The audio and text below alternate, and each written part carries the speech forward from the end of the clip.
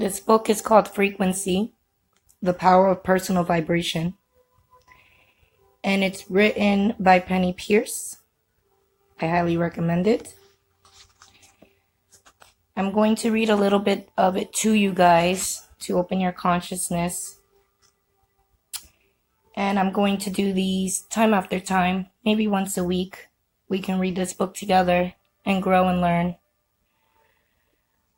The first part is our Phoenix-like transformation.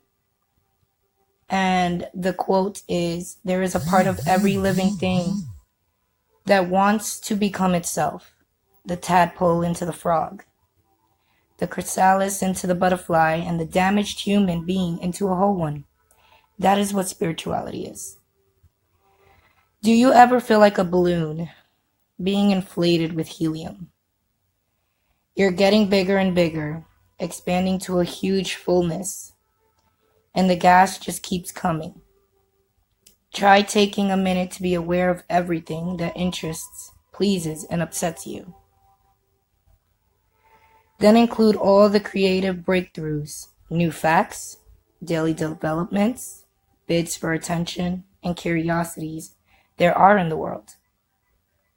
Now add all the opinions, complaints, hypocrisies, tragedies, dramas, and fears.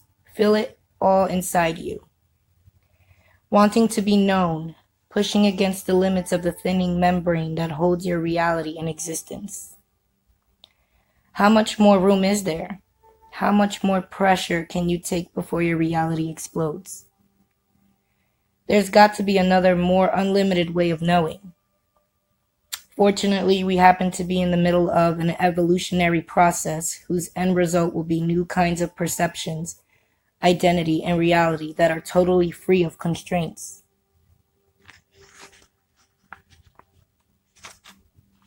There is a good reason you feel excited and pressured.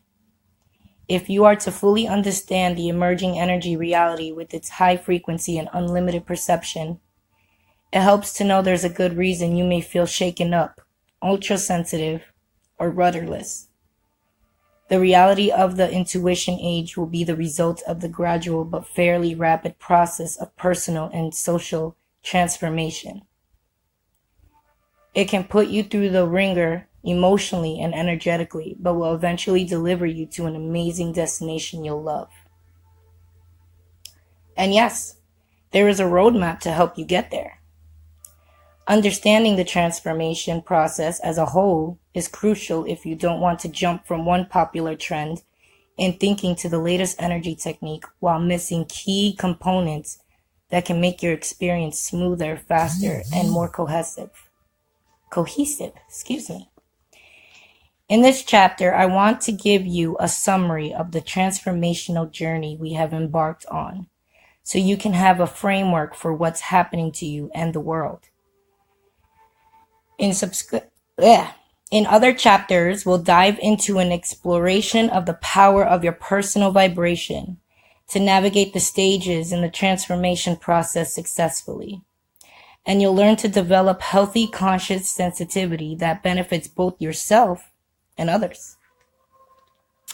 We are in a phase when one age is succeeding another, when everything is possible. For years now, in the world of physics, business, spirituality, and even politics, we've heard about the paradigm shift, quantum leap, new world order, tipping point, new age, and holographic reality. Even Star Wars gave us a powerful image of the jump to hyperspace. Thomas popularized the concept of the paradigm shift in 1962, defining evolution as a series of the concept of the paradigm shift. Series of peaceful interludes, punctuated by intellectually violent revolutions, within which one conceptual worldview is replaced by another. So basically, a paradigm shift implies a change in the way we think about life that results in a change in behavior.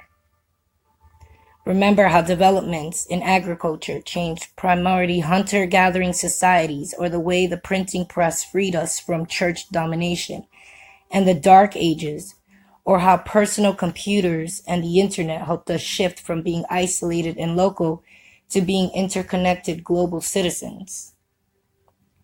As significant as these developments were, they are within the realm of change.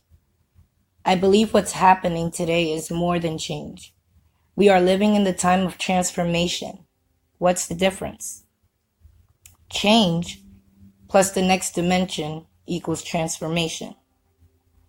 Think of a dinner table with place settings, plates of food, beverages, and a centerpiece. Now mix up the arrangement. Put the salt shaker inside an empty wine glass, the napkins under the plates, the food on the tablecloth instead of in the serving bowls, breaking a salad plate into pieces and turn the centerpiece upside down. By Allah, you have changed. You have recombined the existing items into new forms and relationships, but they all still exist on the tabletop in time and space. And there is still a perception that the items are separate from each other, solid and inert. Transformation, metamorphosis, or transmutation is something else altogether. These words imply an alchemical change in the basic nature of something, a shift from one energy state to another, a startling change that occurs miraculously as if by magic. The Phoenix legend exemplifies this death of the ordinary self by transmuting, purifying fire, spiritual growth, and its rebirth from the ashes as a creature of gold, light, and love.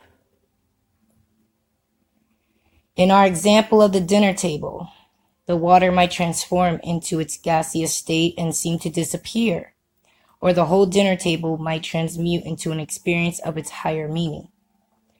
Abundance or an experience of family love and cease to be physical thing at all.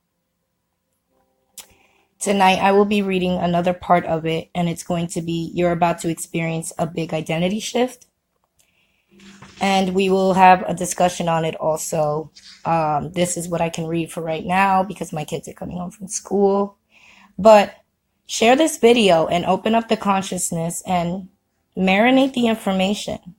Okay, this is a book of awakening, and it has a lot of information that is science proof. And when you combine science with faith, you usually tend to get the bigger answer to things and how they mesh together and form. I love you guys. I hope you guys stay elevated, awake, and grounded. And today's energies, don't let it drag you down. It's a little low today. Okay, so keep yourself, dedicate 10 minutes to yourself. Like I said, I will be back on here around 8 p.m., 9 p.m. Let's make it 8:30 p.m., right in the middle. And we're going to read about the experience of the big identity shift. I love you guys. Stay gods and goddesses always. One love.